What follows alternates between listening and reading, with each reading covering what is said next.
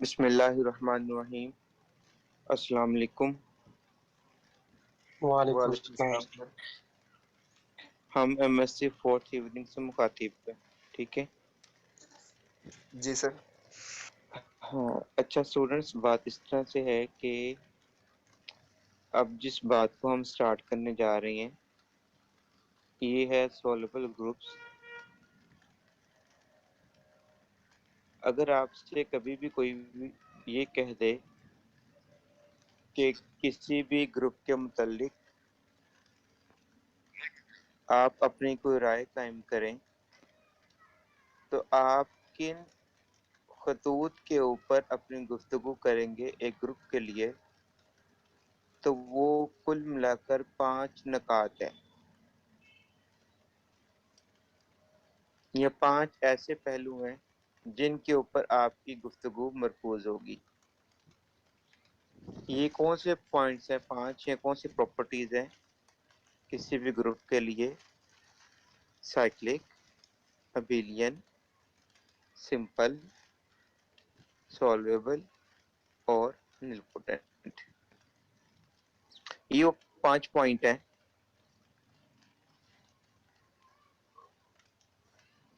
अगर आप किसी भी ग्रुप के मुतालिक इन 5 खवास के मुतालिक जान जाएं, तो आप उस ग्रुप के मुतालिक बहुत सारी बातें करने के काबिल हो जाते हैं। साइक्लिक और अबेलियन को तो आप लोग ऑलरेडी डिस्कस कर चुके हुए हैं 5th सेमेस्टर में, अलजेब्रा 1 में। सिंपल के मुतालिक कुछ बात हमने लास्ट सेमेस्टर में की थी, और अब हम सॉल्युबल और निलपोटेंट को लेकर चलेंगे इस सेमेस्टर में। सॉल्युबल ग्रुप्स पढ़ने के लिए हमें 2 जो बुनियादी प्रीरेक्विजिट्स टॉपिक्स की जरूरत होती है वो हम ऑलरेडी कर चुके हैं। इनमें पहला था कम्यूटेटर सब ग्रुप यानी कि डिराइव्ड ग्रुप, जिसका दूसरा नाम है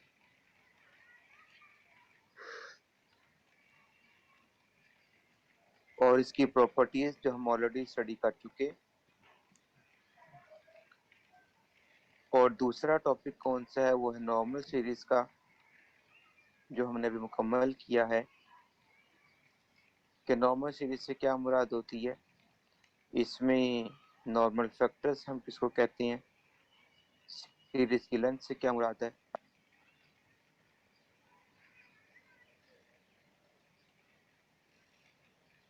refinement of a normal series, isomorphic normal series, composition series, ये सब सीधा सीधा बातें इस टॉपिक की जो हमने ऑलरेडी स्टडी कर ली। अब सॉल्युबल ग्रुप्स को पढ़ने के लिए हमें जरूरत पड़ती है सॉल्युबल सीरीज की।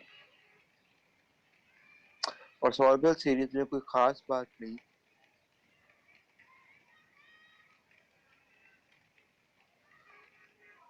बस एक छोटी सी कंडीशन पिछले काम में हम शामिल कर देते हैं नॉर्मल सीरीज के अंदर।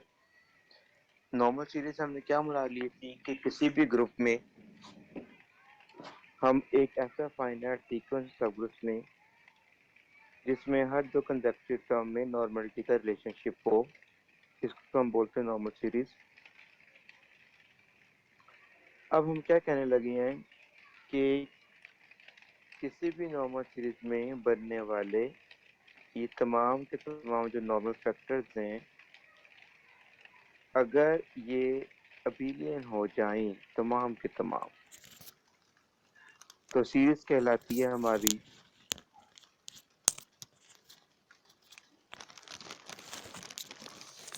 Soluble series. और ग्रुप जिसमें हमें कम से कम एक सॉल्युबल सीरीज मिल जाए तो हम उसको कहते हैं कि ये हमारे पास क्या सॉल्युबल ग्रुप है। जैसे कि आप जानते हैं कि हर ग्रुप में एक से ज्यादा नॉर्मल सीरीज मौजूद होती हैं, ये कम से कम एक तो जरूर मौजूद होती है। तो इसी बात को मकसद बनाकर ये बात की गई है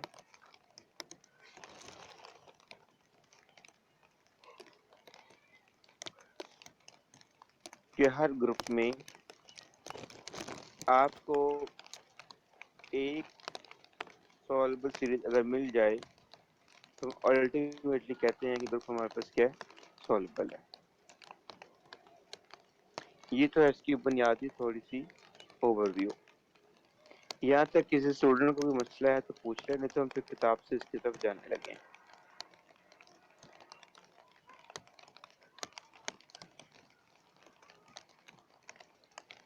सर जी सॉल्युबल सीरीज डेफिनेशन बता दीजिए। जी, सर सॉल्युबल सीरीज की डेफिनेशन एक दफा फिर बता दें। सॉल्युबल सीरीज की डेफिनेशन ये है, अभी हम पढ़ेंगे भी, कि ऐसी नॉर्मल सीरीज जिसमें आने वाला हर एक नॉर्मल फैक्टर अबिलियन हो जाए। हर एक नॉर्मल फैक्टर क्या हो जाए अबिलियन। नॉर्मल फैक्टर से मुराद क्या क्वेश्चन ग्रुप। नॉर्मल सीरीज के अंदर आने वाला हर एक क्वेश्चन ग्रुप अबिलियन हो जाए तो सीरीज हमारी क्या बन जाएगी सॉल्युबल सीरीज बन जाएगी। ठीक है, अभी हम इसको किताब से देखने लगे हैं। इस काम के लिए हम विजय खन्ना की किताब को इस्तेमाल करेंगे। विजय खन्ना की किताब में जैसे मैंने शुरू में बताया था और अब्दुल मजीद की किताब में सीरीज लिखने का अंदाज मुख्तलिफ है। अब्दुल मजीद की किताब में सीरीज लिखी जा रही है जी से शुरू होकर ई पे ख़त्म हो रही है और सुपर सेट का निशान इस्तेमाल हो रहा है, जबकि विजय खन्ना में काम इसके उलट है।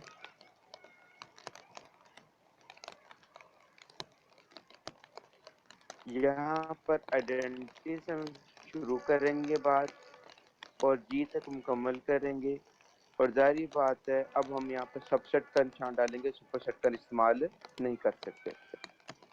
इसी तरीके से अगली शर्त के अंदर भी फ़र्क आ जाएगा। हमने पीछे क्या बात की थी दूसरे अंदाज में कि हर जी आई नॉर्मल होगा अपने पिछले वाले में जी आई -1 में। और यहाँ पर क्या होगा, क्योंकि यहाँ पे हमने सीरीज को लिखने का अंदाज बदल दिया है, तो हम क्या कहेंगे कि जो जी आई है वो नॉर्मल होगा जी आई +1 में। जी आई नॉर्मल होगा किसमें जी आई +1 में, अपने अगले वाले में नॉर्मल होगा। ठीक है, तो अब इन बातों को हम देखते हैं किताब के साथ। जी सैर जरा पढ़िएगा। Yes, sir. A group G is said to be soluble if there exists a chain of subgroups. Identity equals to H0 is subset of H1 is subset of H2 subset of so on subset of Hn equals to G, such that each Hi is a normal subgroup of Hi plus 1 and Hi plus 1 quotient Hi is abelian for all I equals to 0, 1 to so on n minus 1. Also then the series 1 is referred to as soluble series of G. जी, यहाँ तक वही बात की है सारी की सारी जो मैंने भी आपसे की है। ठीक है ना, इसने शुरू में लिखा है इनफाइनाइट सीक्वेंस सब ग्रुप, ठीक है, चेन ऑफ सब ग्रुप। अब इसने यहाँ पर क्या कहते हैं, फर्स्ट पार्ट में कह दिया एच आई नॉर्मल है एच आई प्लस वन में, इसका मतलब ये क्या हुआ कि सीरीज नंबर वन एक नॉर्मल सीरीज है ग्रुप के लिए।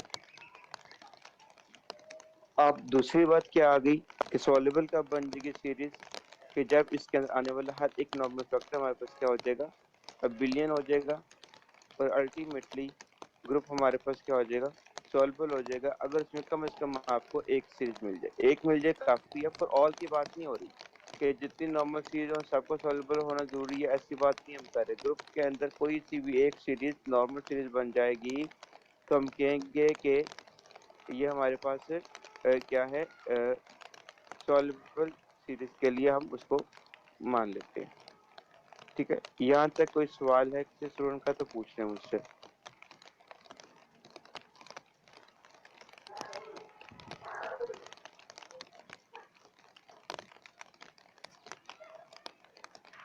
जी, यहाँ तक कोई सवाल है किसी स्टूडेंट का तो मुझसे पूछ लें आप।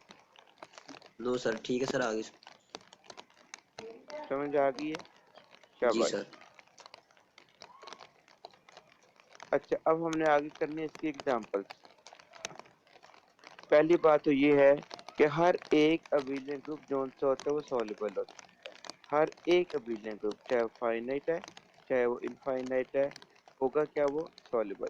रीजन क्या, रीजन उसने किताब में दी हुई है, मैं बता देता हूँ कि अगर आप सबसे छोटा सब ग्रुप ले ले ई, और ई और जी का आपस में ताल्लुक देखें तो ई सबसेट होता है जी में, तो यहाँ से जब आप क्वेश्चन ग्रुप बनाएंगे तो बनेगा जी क्वेश्चन ई, और वो आइसोमॉर्फिक हो जाएगा जी के, और जी चूंकि विलियन है तो लिहाजा इस सीरीज में आने वाला एक ही नंबर फैक्टर क्या हो जाएगा, विलियन हो जाएगा। मुराद ये है कि हमारे पास जो सीरीज है वो क्या हो जाएगी, हमारे पास सॉल्युबल हो जाएगी, और नतीजे में जो ग्रुप होगा हमारे पास क्या हो जाएगा, सॉल्युबल हो जाएगा। ठीक है, तो सॉल्युबल की पहली शर्त क्या आ गई, या पहली कंडीशन क्या आ गई कि abelian group is always soluble, abelian group is always soluble. ठीक है, डिटेल उसने यहाँ पे इसकी दी हुई है कि जी क्वेश्चन ई बनाया उसने, और जी क्वेश्चन ई आइसोमॉर्फिक होता है जी के, इसका मतलब है कि जी चूंकि बिलियन है तो लिहाजा जी क्वेश्चन ई भी क्या हो जाएगा, बिलियन हो जाएगा।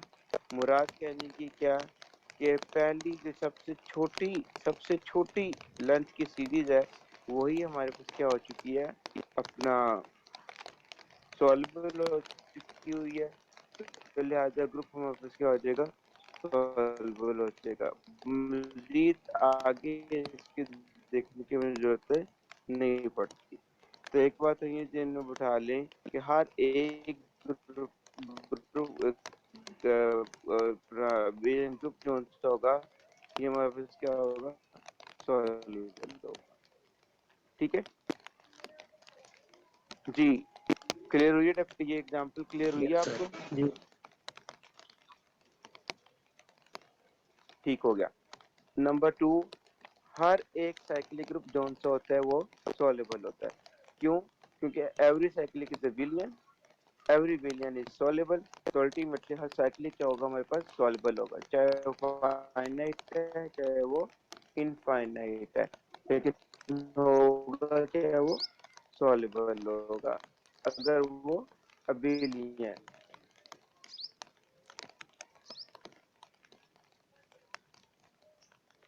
सॉरी अगर वो साइक्लिक है, साइक्लिक है तो अबिलियन, अबिलियन है तो सॉल्युबल, अल्टीमेटली साइक्लिक से हम कहाँ पहुंच जाएंगे, सॉल्युबिलिटी में पहुंच जाएंगे। तो यहाँ से क्या बस सामने आ गई, जो हमारे पांच क्लासेस हैं, Z N U N S N A N D N, Z N cyclic होने के नाते और यू एन एबिलियन होने के नाते तमाम के तमाम क्या हैं हमारे पास, सॉल्युबल ग्रुप्स हैं, चाहे एन कितना भी बड़ा क्यों ना ले लें, इवन के